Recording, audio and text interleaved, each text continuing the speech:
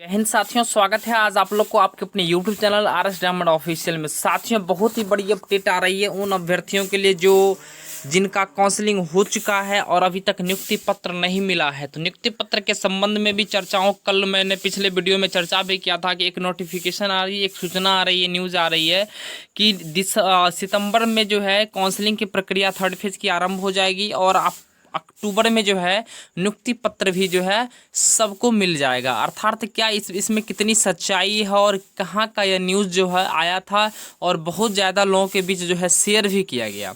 और साथ में मैं यह भी चर्चा करूँगा कि क्या तीसरे राउंड का जो काउंसलिंग प्रक्रिया जो होगी उसमें अभ्यर्थियों का कितने मार्क्स, जी हाँ, कितने मार्क्स पर सिलेक्शन हो जाएगा और सब्जेक्ट वाइज, जी हाँ, सब्जेक्ट वाइज किसने मार्क्स पर सिलेक्शन हो जाएगा। और साथ में क्या तीसरे राउंड की काउंसलिंग में, जी हाँ, तीसरे राउंड की काउंसलिंग में दिसंबर और जनवरी वाले अभ्यर्थियों को मौका मिलेगा।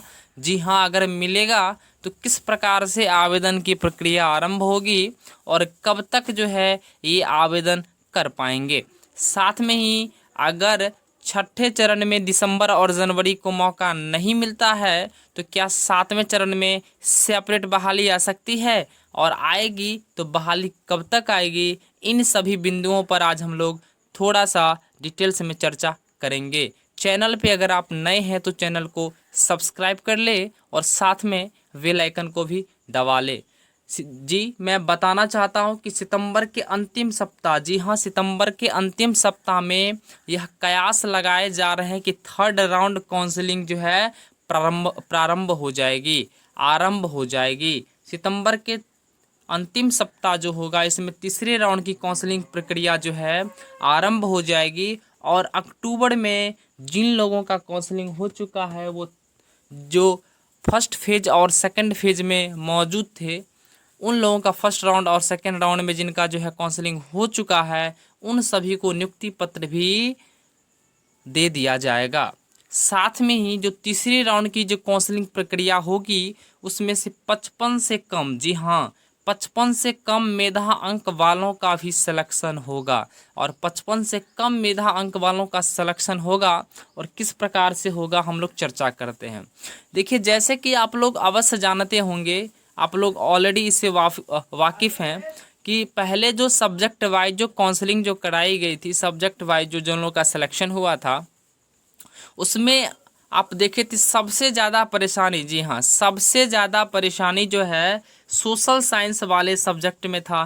क्योंकि सोशल साइंस का कैंडिडेट मैक्सिमम था, ज़्यादा से ज़्यादा था और यहाँ पे सीट उसका जो है कम था। ऑलरेडी जहाँ पे सीट कम होती है और स्टूडेंट्स अगर ज़्यादा, कैंडिडेट अगर ज़्यादा है तो वहाँ पे थोड़ा सा परेशानी झेलना पड़ सकता था। लेकिन यहाँ पे अब आप तीसरे राउंड के काउंसलिंग में सेपरेट हैं, आप सेफ जोन में फील करेंगे क्योंकि तीसरे राउंड का काउंसलिंग आपके लिए सेफ साबित होने वाला है। इसमें किसी प्रकार का ज़्यादा आपको परेशानी नहीं होगा।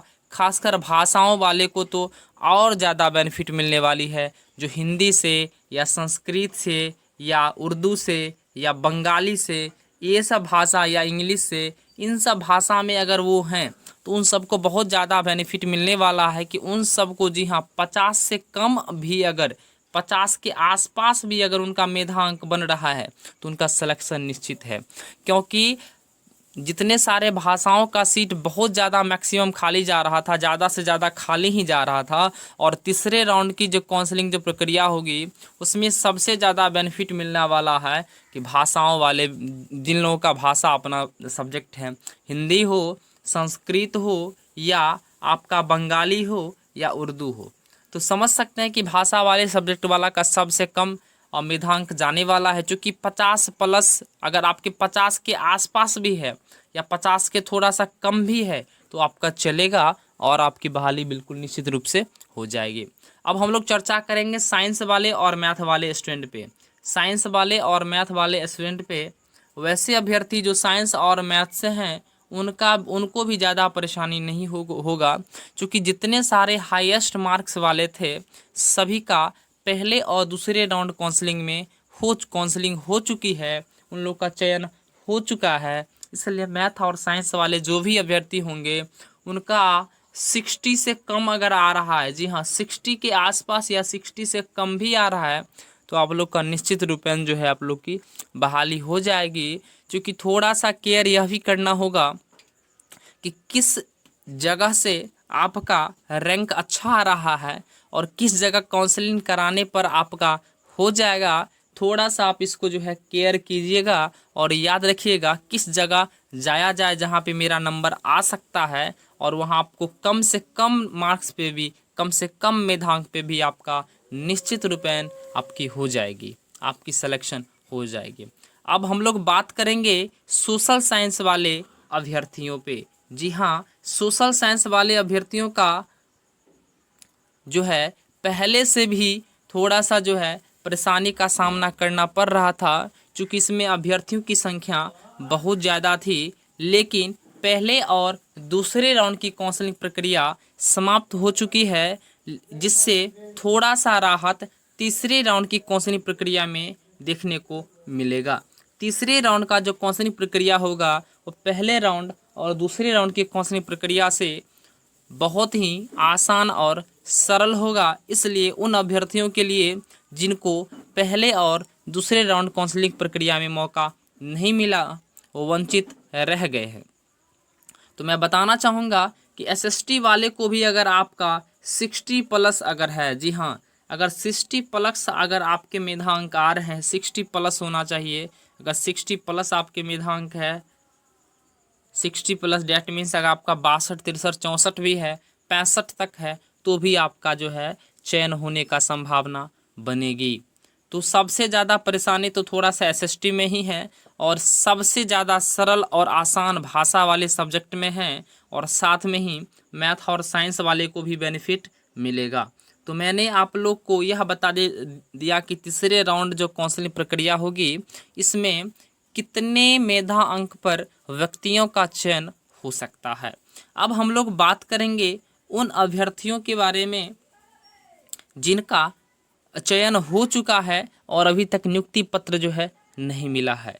जी हाँ, अब आप निश्चिंत रह सकते हैं, क्योंकि सितंबर के अंतिम सप्ताह में थर्ड राउंड की काउंसलिंग प्रक्रिया होगी, और साथ में ही अक्टूबर में कयास यह लगाए जा रहे हैं कि अक्टूबर माह में जो है, अक्टूबर माह में नियुक्ति पत्र प्रदान कर दिया जाएगा। देखिए, चर्चा यह होती है, बहुत सारे यह अभ्यर्थियों का फ़ोन भी आ रहा था मेरे पास, सर क्या ये पंचायत चुनाव आ गया, क्या पंचायत चुनाव में हम लोगों को नियुक्ति पत्र दे दी जाएगी? जी हाँ, आप निश्चिंत रहिए, इसलिए क्योंकि सरकार अगर चाह लेगी तो चाहे कोरोना हो, चाहे पंचायत चुनाव हो, या किसी प्रकार अन्य समस्याएं हो, बाढ़ हो, वह अगर चाह लेगी तो वह प्रक्रिया पूरी कर सकती है। अगर नहीं चाह लेगी तो फ्री रहते हुए भी वह नहीं प्रदान करेगी। इसलिए इसमें कोई समस्या नहीं है कि अगर यहाँ पंचायत चुनाव है तो सरकार नियुक्ति पत्र नहीं दे सकती है, ऐसा कोई कंडीशन नहीं है, ऐसी कोई समस्याएं नहीं है। अगर सरकार के मन में अगर रहेगी हमें नियुक्ति पत्र देना है तो वो किसी भी हालात में दे सकती है।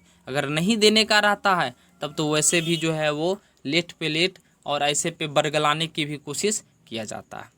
इसलिए निश्चिंत रहें कि अक्टूबर तक कयास लगाए जा रहे हैं कि नियुक्ति पत्र भी प्रदान किया जाएगा। अब मुख्य बिंदु पर हम लोग बात करेंगे उन अभ्यर्थियों के लिए जिन्हें छठे चरण में मौका नहीं मिला। जी हाँ, छठे चरण में जिनका मौका नहीं मिला और अभी भी वो निराश, हताश और बेबस बने हुए हैं, लाचार बने हुए हैं, सड़क पर हैं, आंदोलन कर रहे हैं, ट्विटर पर अभियान कर रहे हैं। मैं बात कर रहा हूं दिसंबर और जनवरी वाले अभ्यर्थियों के लिए। जी हाँ, दिसंबर और जनवरी वाले अभ्यर्थियों के लिए मैं बात कर रहा हूं, क्योंकि इन अभ्यर्थियों के बीच जो है इतनी सारी संशय बन गई है, खासकर कल से इतनी सारी संशय, कल परसों से इनकी इतनी सारी संशय बन गई है कि इनको लग रहा है कि अब छठे चरण में जल्द ही जो है इन लोगों की नियुक्ति पत्र दे दी जाएगी, काउंसलिंग करवा ली जाएगी, हम लोग को फिर से वंचित रखा जाएगा। देखिए, मैं आप लोग के लिए एक सही सजेशन देना चाहता हूं कि अगर दिसंबर जनवरी को छठे चरण के तीसरे राउंड काउंसलिंग में अगर मौका मिला तो बल्ले बल्ले है, अगर नहीं मिला तो भी बल्ले बल्ले है। इसलिए क्योंकि तीसरे राउंड में मिल गया तब तो आपके लिए सीट थोड़ा सा कम होगा, लेकिन सातवें चरण की जो प्रक्रिया आरंभ होगी ना, उसमें आपको सीट ऐड करके आपके पास आएगा। मतलब आपको जितना सीट अभी 48,000 के आसपास ये है हो गया, प्लस में आपके पास ऐड करके आएगा। तो बेनिफिट यह मिलेगा आपको कि मैक्सिमम सीट आप लोग के सामने मौजूद रहेगा और इसमें आप जो है बेनिफिट भी उठा सकते हैं। इसलिए घबराए नहीं, निराश मत होइए, धैर्य बनाए रखिए। आप लोग की भी बहाली हो जाएगी। दिसंबर वाले, जनवरी वाले जो भी अभ्यर्थी हैं, एकजुटता का परिचय देते हुए एक साथ रहिए और सभी में सहयोग की भावना रखिए। सभी लोगों की बहाली हो जाएगी। अगर आप चैनल पे नए हैं तो चैनल को सब्सक्राइब कर ले, साथ में बेल आइकन को भी प्रेस कर ले। जैसे ही कोई न्यू अपडेट आती है मैं आपके साथ साझा करूंगा। तब तक के लिए धन्यवाद। देखते रहिए RS डायमंड ऑफिशियल को। इसी के साथ मैं विराम लेता हूं। जय हिंद, जय भारत।